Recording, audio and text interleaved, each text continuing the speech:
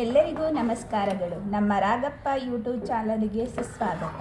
ಬನ್ನಿ, ಇವತ್ತು ನಾವು ತುಂಬ ರುಚಿಕರವಾದ ಹಾಗೂ ಮಾಡಲು ಸುಲಭವಾಗಿರುವ ಎಲ್ಲರೂ ಇಷ್ಟಪಟ್ಟು ತಿನ್ನುವ ಈ ಕಾಯಿ ಸಾರನ್ನು ಹೇಗೆ ಮಾಡುವುದು ಎಂದು ನೋಡೋಣ.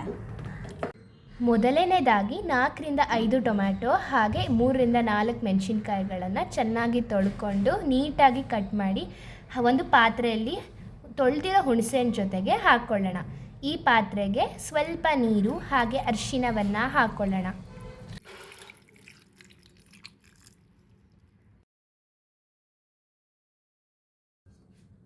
ನಂತರ ಕುಕ್ಕರ್ಗೆ ಹಾಕಿ 2 ವಿಸಲ್ ಬರುವವರೆಗೆ ಬೇಯಿಸಿಕೊಳ್ಳಬೇಕು.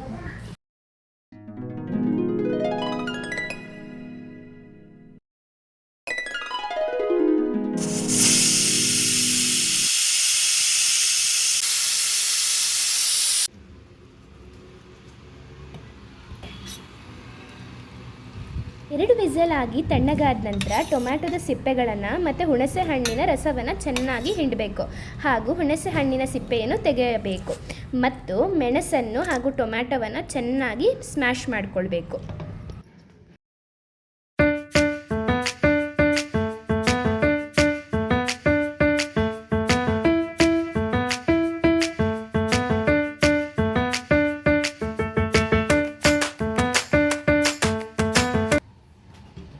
ಈಗ ತುರಿದ ಅರ್ಧ ಕಡಿ ತೆಂಗಿನಕಾಯಿಯನ್ನು ಸ್ವಲ್ಪ ನೀರು ಹಾಕಿ ಚೆನ್ನಾಗಿ ತುಂಬ ನುಣ್ಣಗೆ ರುಬ್ಬಿಕೊಳ್ಳಬೇಕು.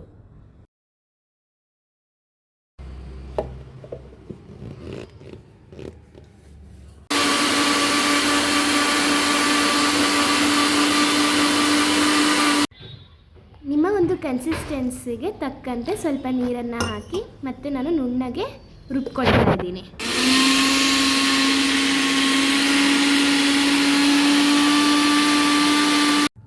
ಚೆನ್ನಾಗಿ ನುಣ್ಣಗೆ ರುಬ್ಬಿದ ಮೇಲೆ ನಿಮಗೆ ಈ ರೀತಿ ಕೋಕೋನಟ್ ಪೇಸ್ಟು ಆಗುತ್ತೆ.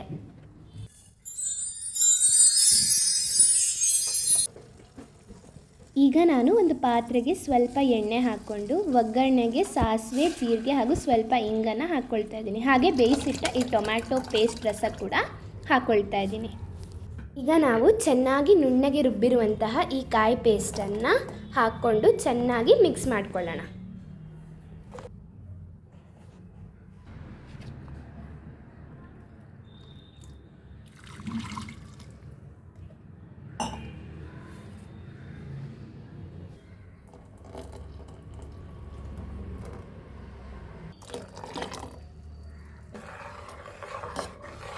ಈಗ ನಾನು ಸ್ವಲ್ಪ ಕಾಯಿ ಪೇಸ್ಟ್ ಉಳಿದಿರೋದಕ್ಕೆ ಸ್ವಲ್ಪ ನೀರು ಹಾಕಿ ಚೆನ್ನಾಗಿ ಮಿಕ್ಸ್ ಮಾಡಿ ಈ ಸಾರಿಗೆ ಹಾಕ್ಕೊಳ್ಬೇಕು.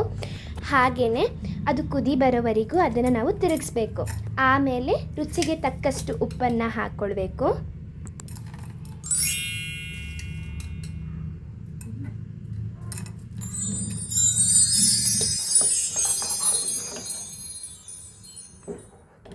ಈಗ ಉಪ್ಪು ಹಾಕಿದ್ಮೇಲೆ ಸ್ವಲ್ಪ ಹೊತ್ತು ಇದನ್ನು ಮಿಕ್ಸ್ ಮಾಡ್ಕೊಬೇಕು. ಅದಾದಮೇಲೆ ನಿಮಗೆ ರುಚಿಗೆ ತಕ್ಕಷ್ಟು ಬೆಲ್ಲವನ್ನು ಹಾಕ್ಕೊಂಡು ಮತ್ತೆ ಚೆನ್ನಾಗಿ ಮಿಕ್ಸ್ ಮಾಡಿಕೊಳ್ಬೇಕು.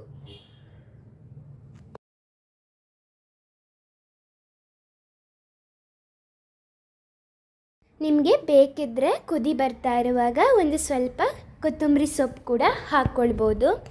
ನೋಡ್ತಾ ಇದ್ದೀರಾ ಎಷ್ಟು ಚೆನ್ನಾಗಿ ಈ ಸಾರು ರೆಡಿಯಾಗಿದೆ ಅಂತ. ಮಕ್ಕಳಿಗೆ ಹಿಡಿದು ದೊಡ್ಡವರಿಗೂ ಕೂಡ ಇದು ತುಂಬಾ ಇಷ್ಟ ಆಗುತ್ತೆ. ತುಂಬ ರುಚಿಯಾಗಿರೋಂಥದ್ದು ಮತ್ತು ಮಾಡೋಕ್ಕೂ ಕೂಡ ತುಂಬಾ ಸುಲಭ ಆಗಿರೋಂಥದ್ದು.